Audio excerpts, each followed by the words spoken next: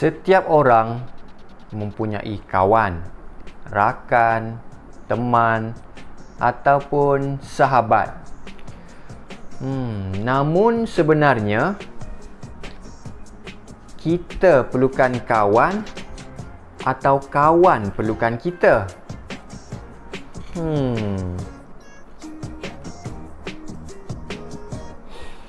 Ya, Assalamualaikum warahmatullahi ta'ala wabarakatuh. Salam sejahtera. Kembali lagi kita dalam siri PDPR Sejarah Tingkatan 2 bersama dengan Cikgu Ridwan. Apa khabar semua hari ini? Khabar baik, Alhamdulillah. Jadi bertemu lagi kita.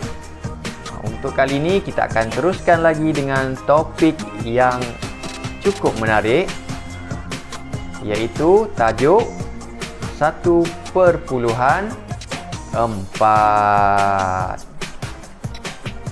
Okey, sudah sediakan semua? Sudah? Pastikan kamu bersama dengan buku teks kamu dan juga buku catatan. Jadi hari ini kamu lihat muka surat 14. Tajuk kita hari ini ialah 1/4 Kerajaan Alam Melayu dan Kerajaan Luar yang sezaman. Itu tajuk yang kita nak kupas hari ini, yang kita nak bincang bersama-sama. Jadi di awal tadi cikgu ada tanya mengenai sahabat, kawan, teman, rakan. Jadi apa kaitan dengan tajuk kita pada hari ini? Ya, tajuk kita hari ini pun kita nak melihat, kita nak mengkaji sama ada Kerajaan Alam Melayu ini mempunyai hubungan persahabatan dengan kerajaan-kerajaan luar. Itu sebabnya cikgu tanya tadi, adakah kita semua ini perlukan kawan atau kawan perlukan kita, ataupun adakah manusia di dunia ni yang memang tidak mempunyai kawan? Okey, jadi apakah objektif kita hari ini? Objektif pembelajaran kita pada hari ini ialah kita nak mengenal pasti kerajaan luar yang sezaman dengan Kerajaan Alam Melayu ini telah wujud ataupun tidak. Kriteria kejayaan, saya dapat menyatakan 3 bentuk hubungan dengan kerajaan luar. Okey. Jelaslah objektif dan juga kriteria kejayaan untuk topik kita pada hari ini. Okey, dah jelas ya? Okey, jadi mari kita teruskan dengan kerajaan-kerajaan luar yang sezaman. Apa maksud sezaman ni? Maksudnya yang telah wujud bersama-sama dengan Kerajaan Alam Melayu. Okey, kita lihat yang pertama. Okey, pada abad yang pertama kita ada kerajaan luar yang telah wujud ialah tengok tu peta di muka surat. Okey, kerajaan yang pertama ialah kerajaan Empire Rome. Okey, ada Empire Rome, Empire Parsi, Empire Kushan, apalagi dinasti Han. Ini kerajaan luar yang telah wujud semasa abad yang pertama lagi. Okey. Kemudian pada abad yang ke-9 muncul lagi kerajaan luar yang lain. Seperti kerajaan apa? Empire Byzantine, kerajaan Abbasiyah, lagi dinasti Tang, kerajaan Chola. Ini adalah kerajaan luar yang muncul pada abad yang ke-9. Ini di Asia juga. Dan pada abad yang ke-14 yang muncul sedikit lambat ialah kerajaan Turki Uthmaniyah, Empire Mongol, Kesultanan Delhi.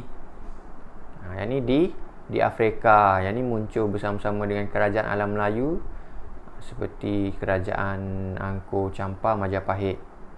Okey, kita dah tahu dah. Itu dia kerajaan-kerajaan luar yang muncul bersama-sama dengan kerajaan alam Melayu, iaitu di Asia dan juga di Afrika. Okey, jadi betul lah memang ada kerajaan luar yang telah wujud bersama-sama dengan kerajaan alam Melayu. Jadi kerajaan alam Melayu ini tidak kesunyian, mereka ada rakan-rakan di luar sana. Cuma persoalannya, adakah kerajaan alam Melayu ni berbaik-baik dengan kerajaan di luar sana ataupun mengambil pendekatan menjaga kerajaan masing-masing? Itu yang kita nak tahu hari ni. Adakah mereka cuba mengadakan hubungan yang baik ataupun hal masing-masing? Okey, jadi mari kita lihat bentuk hubungan. Okey, jadi sebenarnya memanglah kerajaan alam Melayu sebenarnya memang berbaik-baik mengadakan hubungan dengan kerajaan luar. Sebab apa? Sebab memang lumrah naluri manusia, kita memang akan berkawan, ya. Kita tak boleh hidup keseorangan. Kita akan menjalinkan hubungan persahabatan dengan masyarakat di sekitar kita. Kalau kita mengamalkan prinsip tidak mempedulikan antara satu sama lain, nescaya hidup kita ini akan rasa serba kekurangan lah, tidak lengkap. Betul? Betul kan? Macam hari inilah, kalau kita masih lagi berada dalam keadaan ancaman pandemik virus COVID ini, mungkin kita semua akan lebih tertekan lah, sebab tak boleh nak keluar rumah, kena duduk diam-diam di rumah. Jadi kita akan ada pemisah lah antara kawan-kawan. Tapi teknologi hari ni boleh bantu kita kan, tak ada masalah kan? Boleh mendekatkan kembali hubungan kita. Kita boleh telefon, boleh WhatsApp kawan kita, boleh buat video call, tak ada masalah. Jadi berbalik kepada kerajaan alam Melayu tadi, bentuk hubungan yang dijalankan tu, yang dilakukan dengan kerajaan luar tadi. Okey, kita ada berapa bentuk hubungan?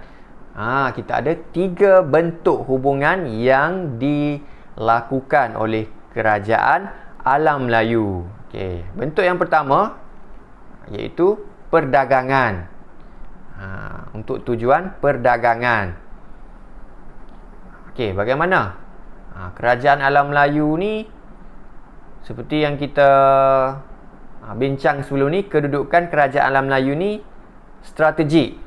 Strategik ni maksudnya menjadi laluan utama kapal-kapal daripada pedagang-pedagang luar. Maka bila kapal daripada luar datang, lalu ikut kawasan kerajaan alam Melayu, maka mereka akan singgah. Bila singgah, maka berlakulah perdagangan, ya. Jual beli barang berlaku. Dia beli barang kita, kita pun ada juga beli barang daripada pedagang-pedagang luar ni.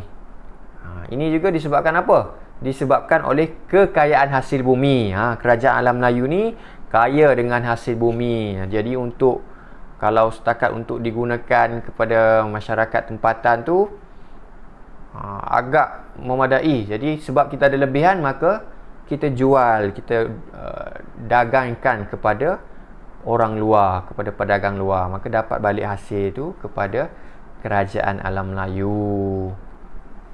Okey, jelas setakat ni? Jelas yang tu baru bentuk yang pertama, untuk perdagangan. Okey, yang kedua. Keagamaan. Kerajaan alam Melayu ni menjalinkan hubungan untuk tujuan keagamaan juga. Bagaimana? Dengan menyebarkan agama seperti agama Hindu, Buddha dan juga Islam. Seperti yang kita tahu, agama Hindu Buddha ni telah pun bertapak di kerajaan alam Melayu. Maka bila ada masyarakat daripada luar singgah untuk tujuan perdagangan tadi, maka secara tak langsung berlaku juga penyebaran agama. Ini juga disebabkan oleh peranan pedagang tadi. Kemudian Brahmin yang datang daripada tokoh-tokoh kuil, datang untuk menyebarkan agama. Kemudian pemerintah, pemerintah ni dia memang menggalakkan penyebaran agama berlaku. Maka apabila pemerintah memeluk sesuatu agama tu, maka rakyat pun akan mengikut bersama-sama memeluk agama. Contohnya selepas Islam masuk, bila raja memeluk agama Islam, maka semua rakyat mengikut langkah sultan lah memeluk agama Islam. Dan juga peranan pendakwah daripada Arab datang untuk menyebarkan agama ke seluruh alam Melayu dan juga kerajaan-kerajaan luar yang berada di sekitar kerajaan alam Melayu. Okey. Itu bentuk yang kedua. Dan bentuk yang ketiga, kita ada diplomatik. Apakah itu diplomatik ni? Diplomatik ni hubungan yang dijalin untuk tujuan politik lah.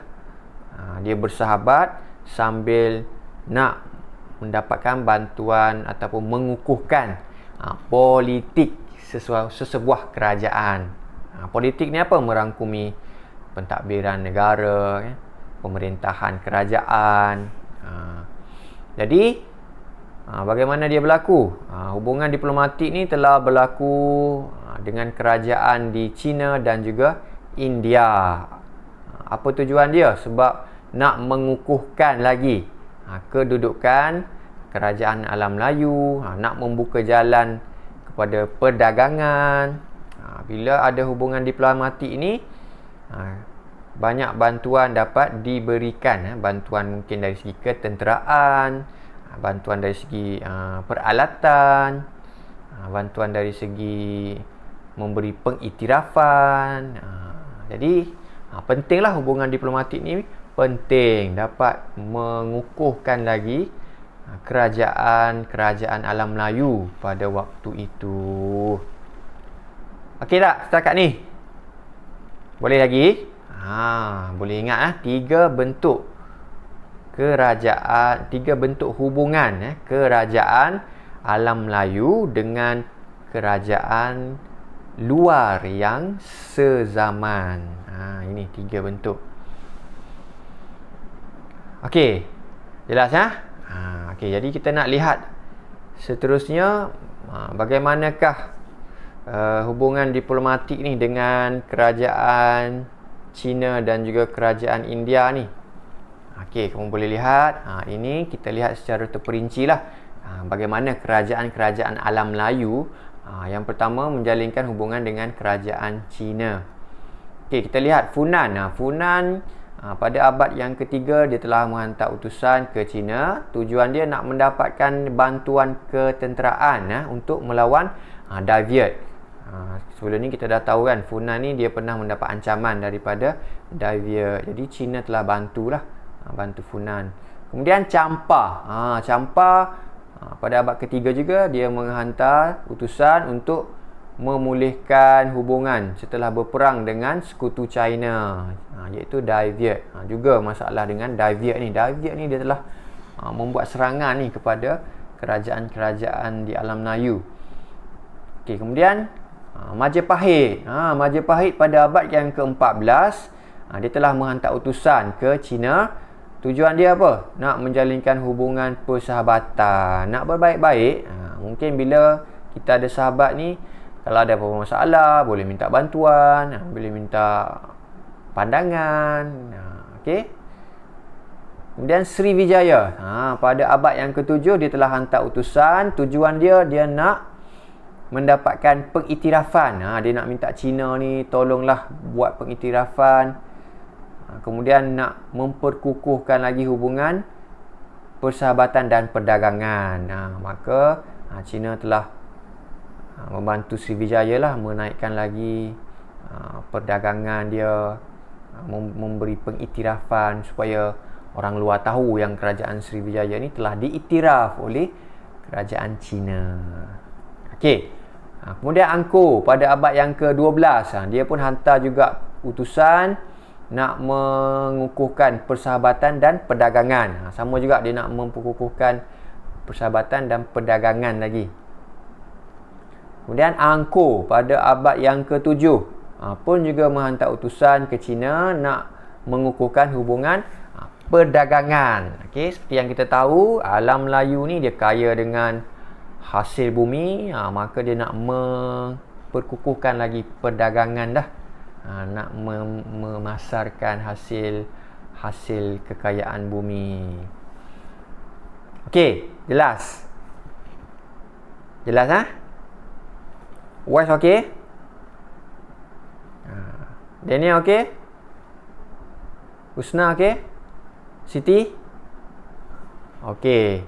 Cantik. Okey, kita lihat kerajaan India pula. Bagaimana hubungan kerajaan India dengan kerajaan-kerajaan alam Melayu ni. Okey, yang pertama kita lihat Funan. Funan ni pada abad yang ketiga, dia telah hantar utusan ke India. Tujuan dia nak memperkukuhkan hubungan perdagangan dan juga keagamaan dengan India. Selain daripada nak dapatkan kekayaan perdagangan, dia dapatkan kerjasama India nak menyebarkan agama Hindu lah.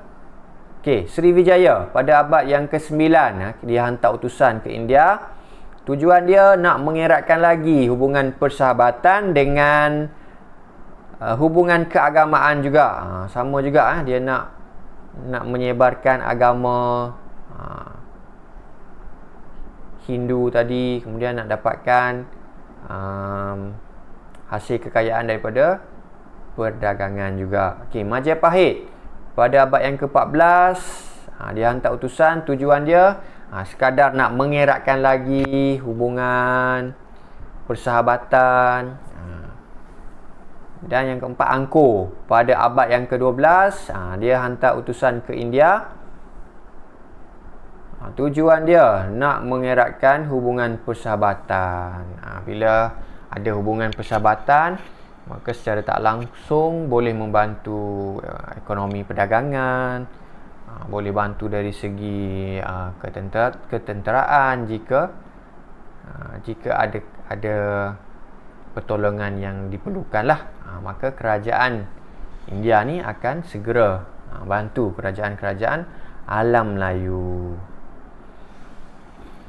Okey, itu dia dua kerajaan luar yang telah bantu kerajaan alam Melayu, iaitu China dan juga India. Jadi kerajaan alam Melayu memang tidak keseorangan lah. Ada banyak kerajaan-kerajaan di luar sana yang telah memberikan bantuan, yang telah menjalinkan hubungan persahabatan. Okey, jadi kalau kita lihat sebab apa kerajaan alam Melayu ni berbaik-baik lah mengadakan persahabatan dengan kerajaan-kerajaan luar ni. Saja-saja? Bukan saja-sajalah, memang ada tujuan dia. Tadi kita dah bincang dah. Antara tujuannya sebab nak mengukuhkan perdagangan, nak memasarkan hasil kekayaan bumi, untuk dapatkan bantuan ketenteraan, apa lagi? Untuk mendapatkan pengiktirafan, nak menjalinkan hubungan persahabatan.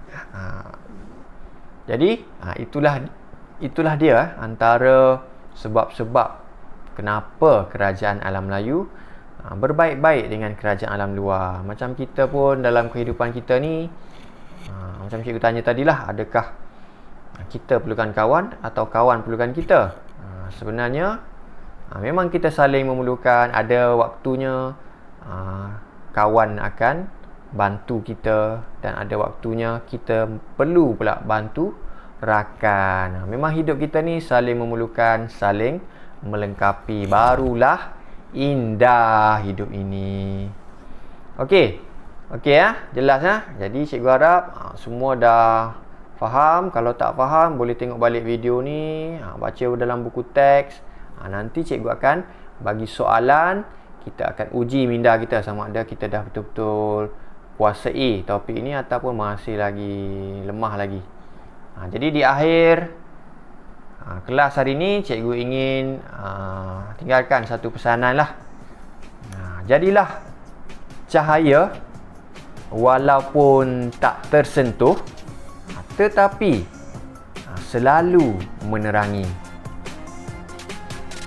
Jadilah angin walaupun tak nampak, tapi selalu memberi kesejukan. Jadilah sahabat sejati walaupun tak bersama menjalani hari, tetapi selalu menjaga hati dan menasihati. Okey, untuk itu sekian saja kelas kita hari ini. Kita jumpa lagi di lain masa. Sekian. Wabillahi taufiq wa hidayah. Assalamualaikum warahmatullahi wabarakatuh. Bye.